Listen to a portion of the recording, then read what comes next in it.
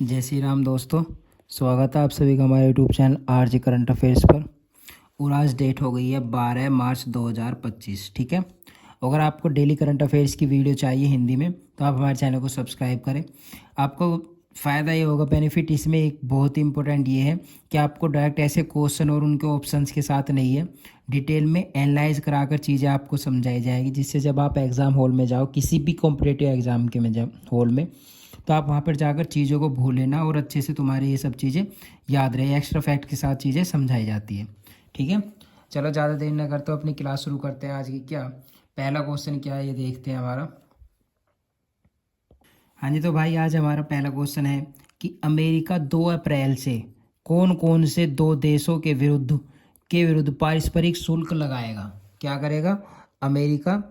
America 2 अप्रैल से कौन कौन से दो देशों के विरुद्ध पारस्परिक शुल्क लगाएगा। तो कौन कौन से देश है वो हमारे, एक हमारा भारत और दूसरा चीन। भारत और चीन के विरुद्ध अमेरिका 2 अप्रैल से विरुद्ध पारस्परिक शुल्क लगाएगा। चलो थोड़ा डिटेल में समझते हैं क्या कि अमेरिका 2 अप्रैल से भारत और चीन के विरुद्ध पारस्परिक शुल्क लगाएगा। कांग्रेस के संयुक्त सत्र को संबोधित करते हुए अमेरिकी राष्ट्रपति डोनाल्ड ट्रंप ने कहा है कि अमेरिका को भारत सहित कई देशों से उच्च शुल्क का सामना करना पड़ रहा है। ट्रंप ने घोषणा की है कि अमेरिका 2 अप्रैल से कई देशों पर पारस्परिक शुल्क लागू करेगा। पारस्परिक टैरिफ का अर्थ है कि एक देश द्वारा दूसरे देश पर लगाया गया शुल्क जो दूसरे देश द्वारा निर्धारित टैरिफ दरों से मेल खाता है। तो पारस्परिक टैरिफ का अर्थ भी समझ में आया क्या था कि एक देश द्वारा दूसरे देश पर लगाया गया शुल्क जो दूसरे देश द्वारा निर्धारित टैरिफ दरों से मेल खाता हो। ठीक है। और ट्रंप ने यह घोषणा की है कि अमेरिका 2 अप्रैल से कई देशों पर पारस्परिक शुल्क लागू करेगा। चलो तो नेक्स्ट क्वेश्चन देखते हैं हमारा क्या है। तो नेक्स्ट हमारा क्वेश्चन है कि हाल ही में केंद्र सरकार ने किस कंपनी को नवरत्न केंद्रीय सार्वजनिक क्षेत्र उद्यम का दर्जा दिया है। किसका दर्जा दिया है? केंद्र सरकार ने किस कंपनी को नवरत्न केंद्रीय सार्वजनिक क्षेत्र का उद्यम का दर्जा दिया है। ठीक है। तो आंसर हो जाएगा हमारा डी। आंसर हो जाएगा डी, ए और बी दोनों। अब ए और बी कंपनी कौन कौन सी है? ए तो हमारी है कि India railway catering and tourism corporation, और बी हमारा ऑप्शन है इंडियन रेलवे फाइनेंस कॉरपोरेशन। ठीक है। चलो तो फिर डिटेल में समझते हैं चीज़ें क्या कि केंद्र सरकार ने इंडियन रेलवे कैटरिंग एवं टूरिज्म कॉरपोरेशन और इंडियन रेलवे फाइनेंस कॉरपोरेशन को नवरत्न केंद्रीय सार्वजनिक क्षेत्र उद्यम का प्रतिष्ठित दर्जा दिया है। देखो यहाँ पे हमें क्या मिल रहा है, यहाँ पे हमें फुल फॉर्म भी पता चल रही है दो चीज़ों की। क्या? एक तो हमारे IRCTC की फुल फॉर्म पता चल रही है कि एग्जाम में डायरेक्ट आ जाता है। बहुत कई एसएससी के में तो बहुत ही ज़्यादा आता है। फिक्स ही मानो एक फुल फॉर्म पूछ लेता है कि IRCTC की फुल फॉर्म क्या है। तो क्या है? Indian railway catering and tourism corporation. या फिर आ जाएगा IRFC। तो IRFC क्या? Indian railway finance corporation. या फिर ये भी आ सकता है कि CPSC की फुल फॉर्म क्या है? तो नवरत्न सेंट्रल पब्लिक सेक्टर एंटरप्राइज। ठीक है। तो CPSE में नवरत्न का दर्जा पाने वाली IRCTC और IRFC क्रम से 25 और 26वीं कंपनियां हैं। IRCTC और IRFC दोनों रेलवे मंत्रालय के तहत आती है। तो किसके तहत आती है? रेलवे मंत्रालय के तहत आती है। और नवरत्न का दर्जा मिलने से दोनों कंपनियों को अधिक वित्तीय स्वायत्तता मिलेगी, जिससे उन्हें सरकार की मंजूरी के बिना 1000 करोड़ रुपए तक निवेश करने की अनुमति मिलेगी। मतलब कि बिना सरकार की मंजूरी के भी 1000 करोड़ रुपए तक निवेश करने की अनुमति इनके पास रहेगी। ठीक है। क्वेश्चन है आपके समझ में क्या कौन कौन सी कंपनी है जो नवरत्न केंद्रीय सार्वजनिक क्षेत्र को उद्यम का दर्जा मिला है? Indian railway catering and tourism corporation और दूसरा इंडियन रेलवे फाइनेंस कॉरपोरेशन। तो नेक्स्ट क्वेश्चन देखते हैं आज का हमारा क्या होगा।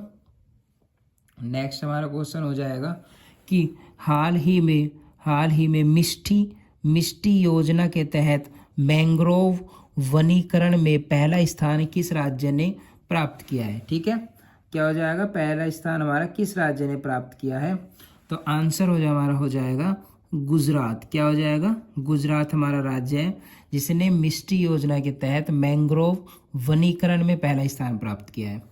डिटेल में समझते हैं तो क्या है कि गुजरात राज्य ने पिछले 2 वर्षों में 76 करोड़ रुपए से अधिक की लागत से लगभग 19,020 हेक्टेयर में मैंग्रोव रोपण करके mangrove initiative for shoreline habitats and tangible income MISHTI योजना के तहत मैंग्रोव वनीकरण में पहला स्थान प्राप्त किया है। अब जो मिस्टी स्कीम है, इस मिस्टी स्कीम की फुल फॉर्म भी तो आ सकती है कि ये जो मिस्टी स्कीम है, इस मिस्टी की फुल फॉर्म क्या है? तो क्या है? Mangrove initiative for shoreline habitats and tangible income, जिसको हम शॉर्ट में बोलेंगे क्या? मिस्टी। सॉरी।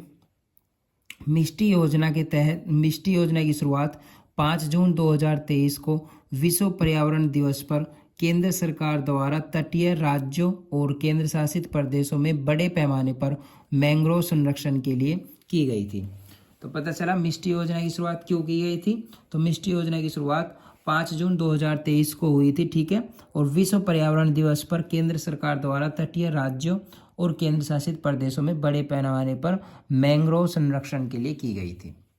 नेक्स्ट हमारा क्वेश्चन देखते हैं क्या। नेक्स्ट आज का क्वेश्चन है कि हाल ही में मुख्यमंत्री एकल महिला स्वराज योजना की शुरुआत कहाँ की जाएगी? किसकी? मुख्यमंत्री एकल महिला स्वराज योजना। क्या है योजना हमारी? मुख्यमंत्री एकल महिला स्वराज योजना। तो आंसर हो जाएगा हमारा सी, क्या? उत्तराखंड। उत्तराखंड में ये योजना शुरू होगी। और क्या कि उत्तराखंड सरकार ने अविवाहित, तलाकशुदा, निराश्रित और दिव्यांग एकल महिलाओं को 2 लाख रुपए तक की वित्तीय सहायता प्रदान करके उन्हें सशक्त बनाने के उद्देश्य से मुख्यमंत्री एकल महिला स्वरोजगार योजना को मंजूरी दे दी है। तो मुख्यमंत्री एकल महिला स्वरोजगार योजना, ये हमारी इस योजना में क्या है कि 2 लाख रुपए तक की वित्तीय सहायता प्रदान करेगी सरकार। किसको करेगी? उत्तराखंड सरकार ने अविवाहित, तलाकशुदा, निराश्रित और दिव्यांग एकल महिलाओं को, ठीक है। और महिला स्वरोजगार इस योजना के तहत 75% राशि अनुदान के रूप में दी जाएगी, जबकि लाभार्थियों को अपनी ओर से केवल 25% का योगदान करना होगा। लाभार्थियों को केवल 25% देना होगा, बाकी 75% उन्हें अनुदान मिलेगी, ठीक है। नेक्स्ट हमारा क्वेश्चन क्या है देखते हैं। तो नेक्स्ट आज का हमारा क्वेश्चन हो जाएगा कि हाल ही में क्या है क्वेश्चन हमारा, हाल ही में 16वें जंबो मजूमदार अंतर्राष्ट्रीय सेमिनार का उद्घाटन कहाँ किया गया है? हाल ही में 16वें जंबो मजूमदार अंतर्राष्ट्रीय सेमिनार, ठीक है, कहाँ पे किया गया है हमारा? ये आंसर हो जाएगा हमारा सी, नई दिल्ली में, ठीक है। कहाँ पे? नई दिल्ली में।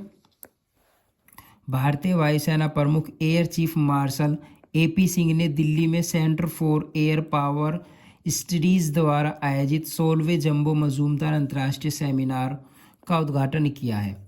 और जंबो थीम क्या थी? Evolving dynamics of aerospace. Evolving dynamics of aerospace, ये इसकी थीम थी। थीम भी हमारी बहुत ज़्यादा इंपॉर्टेंट हो जाती है ऐसे क्वेश्चंस की। डायरेक्ट पूछ लेता है कि 16वें जंबो मजूमदार अंतर्राष्ट्रीय सेमिनार की थीम क्या थी? तो क्या है theme? Evolving dynamics of aerospace.